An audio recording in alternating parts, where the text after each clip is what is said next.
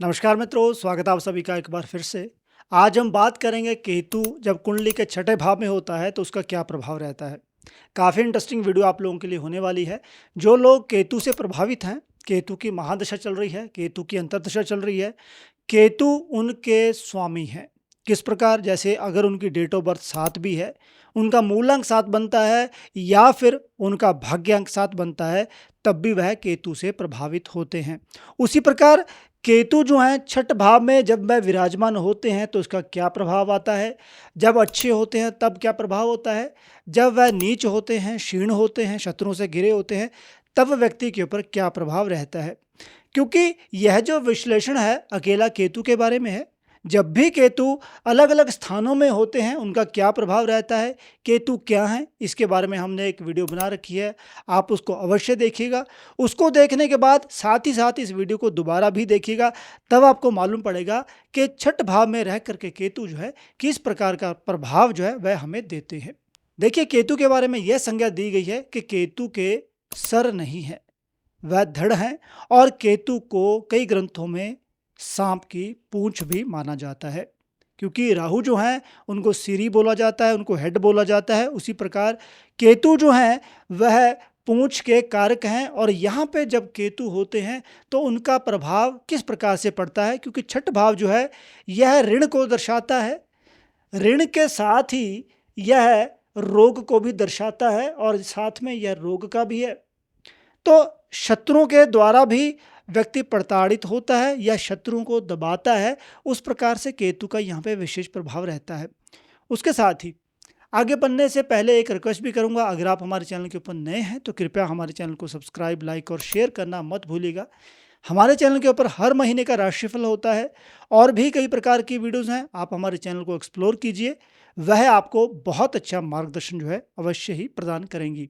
चलिए आगे बढ़ते हैं, देखते हैं कि छठा भाव जो है इसका संबंध दूसरे 8वें और 12वें भाव से भी होता है, क्योंकि 2, 6, 8 और 12 का संबंध जुड़ा हुआ है। और कई ग्रंथकारों ने, ऋषियों ने, मुनियों ने, हमारों ने ये बोला है कि 6, 8 और 12 जो स्थान है वह व्यक्ति को प्रताड़ित करने के लिए बने हुए हैं, या हम कह दें कि उनके द्वारा हम देख सकते हैं कि कौन सी कमियां व्यक्ति को सताएंगी, कौन सी सावधानियां उसको रखनी चाहिए, कौन सी परेशानियां उसको आ सकती हैं।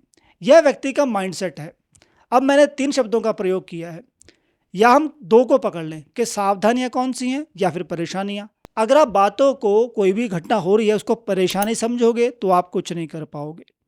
अगर आप यह समझोगे कि स्पेसिफिक घटना घटेगी और मुझे सावधानी बरतनी है, तब यह स्थिति जो है आपके माइंड की पॉजिटिवनेस को दर्शाती है।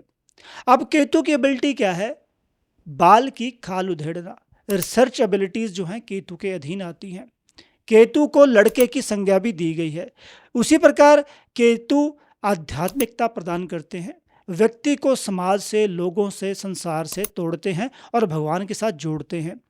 आध्यात्मिकता जो है, जो लोग अध्यात्म में अपनी आजमाइश करना चाहते हैं, जो भगवान के करीब जाना चाहते हैं, वह केतु से प्रभावित होने चाहिए, या फिर केतु के अनुसार आपको जो है आसन लगा करके पाठ पूजा जप अनुष्ठान करना चाहिए। तो अब हम देखते हैं जब केतु अच्छे होंगे तो उनका क्या प्रभाव देखने को मिलेगा।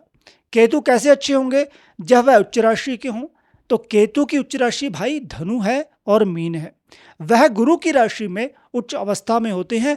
और जब भी कुंडली में गुरु और शुक्र की स्थिति अच्छी होगी, छठ भाव के केतु अच्छा प्रभाव देंगे।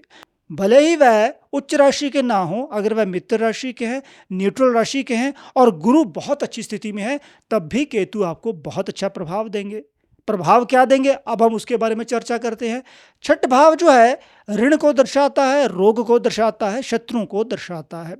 तो अगर केतु अच्छे हैं, व्यक्ति को तीनों दुख जो हैं वह नहीं होंगे, उसको ऋण नहीं लेना पड़ेगा, उसके शत्रु नगण्य होंगे, शत्रु नहीं होंगे, रोग जो है उसको कोई भी जटिल रोग नहीं होगा, ऐसे कोई भी कष्ट नहीं होंगे। उसका ननिहाल परिवार जो है, उसकी माता की जो स्थिति है वह काफ़ी अच्छी होगी। और इसी प्रकार छठ भाव के केतु जो हैं वह 12वें भाव को देखते हैं। और केतु का यहाँ पे संबंध जो है, अगर हम नवपंचम योग देखा जाए, 1, 2, 3, 4 और 5 कर्म, कर्म भाव से छठ भाव का संबंध भी है, नव पंचम योग देखा जाता है। तो केतु आपके कर्म भाव को भी प्रभावित करेंगे। व्यक्ति कर्म में किस प्रकार की एफर्ट डालेगा, किस प्रकार की वह मेहनत करेगा, और उसी तरह 12वें भाव से संबंध यह देखा जाएगा कि व्यक्ति का खर्चा कहाँ पे हो रहा है या व्यक्ति खर्चा कैसा करेगा। स्वाभाविक है, अगर छठ भाव में केतु है तो 12वें भाव में राहु होंगे, अगर केतु उच्च स्थिति में है तो राहु जो है उच्च स्थिति में होंगे। मगर यहाँ पे यह देखना होगा कि भाई केतु के कहीं शत्रु ग्रह तो उसको प्रताड़ित नहीं कर रहे, कहीं वह शत्रु दृष्टि में तो नहीं बैठे, शत्रु की राशि में तो नहीं बैठे। इसके बारे में हम चर्चा करेंगे। मगर केतु की जो उच्च की स्थिति है वह आपके लिए काफी ज्यादा प्रभावशाली रहने वाली है। संतान के बहुत अच्छे योग बनते हैं, शरीर व्यक्ति का हृष्ट पुष्ट होगा, और उसके साथ ही केतु बिजनेस में भी आपको बेनिफिट देने वाले हैं यहाँ पर। और केतु आपके संबंधों को भी मजबूत करेंगे। उसके साथ ही शत्रुओं से सदैव बचाव होगा, शत्रुओं को हमेशा मुंह की खानी पड़ेगी। तो मित्रों, यह था एक छोटी सी चर्चा कि जब केतु अच्छे होंगे। अब केतु अगर नीच होंगे, क्षीण होंगे, तो नीच वह कैसे होंगे?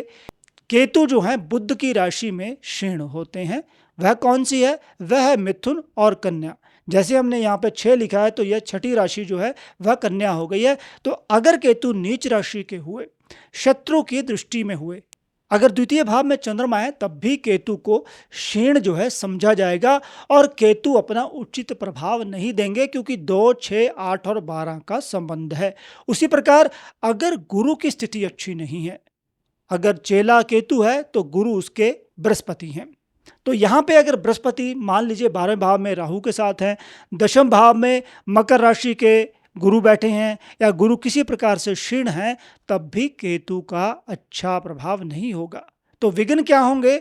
यह भी होगा कि व्यक्ति अहंकार में मारा मारा फिरेगा, वह दूसरों को नीच समझेगा, खुदगर्ज होगा, दूसरों के साथ उसका व्यवहार जो अच्छा नहीं होगा, दूसरों को नीचा दिखाने में वह पीछे नहीं हटेगा, और उसके साथ ही उसके मामा परिवार के हालात जो है वह अच्छे नहीं होंगे, उसकी माता को भी कष्ट जो है यहाँ पे देखने को मिलेगा। यह केतु की कुछ स्थितियां हैं अकेले बैठे की। बाकी डिपेंड करता है केतु को कौन सा ग्रह देख रहा है, केतु के साथ कौन सा ग्रह बैठा है, मित्र देख रहे हैं नहीं देख रहे, और भी कई प्रकार की स्थितियां हैं। मगर यह सामान्य स्थिति है जब केतु जो है यहाँ पे अकेले बैठे होते हैं। और उसी प्रकार व्यक्ति को जटिल रोग होंगे, पैरों से संबंधित समस्याएं होंगी, रीढ़ की हड्डी से संबंधित समस्याएं होंगी, कमर से संबंधित समस्याएं होंगी, स्पॉन्डिलाइटिस होगा, नेक में पेन होगा, शोल्डर्स में पेन होगा, और उसके साथ ही संतान के योग भी जो है मंदे होंगे। और यहाँ पे केतु जो है आपके शत्रुओं को भी बढ़ाएंगे। आपके शत्रु जो है बिन बुलाए आपको परेशानी पैदा करेंगे अगर केतु यहाँ पे क्षीण हुए, नीच हुए, और उनका बल जो है ज्यादा नहीं होगा। तो कई बार यह भी देखा जाता है कि व्यक्ति अपने कारण ही, अपने कर्मों के कारण ही अपने ग्रहों को खराब कर लेता है। ग्रह कई बार अच्छे होते हैं, कई बार बुरे होते हैं, मगर व्यक्ति का व्यक्तित्व है, व्यक्ति की सोच है, व्यक्ति का कर्म है जो बुरे ग्रहों को भी अच्छा करने की क्षमता रखता है। तो जैसे मैंने बोला कि अगर व्यक्ति खुद के बारे में सोचेगा, खुद पसंदी होगा, अहंकार से भरा होगा, दूसरों को नीचा दिखाएगा, और साथ ही साथ दूसरों का मान सम्मान नहीं करेगा, अपनी संतान का ध्यान नहीं रखेगा, तो उसका केतु जो है उसको बुरे प्रभाव अवश्य देगा। तो मित्रों, यह था केतु का मूल्यांकन जो छठ भाव में जब वह विराजमान होते हैं।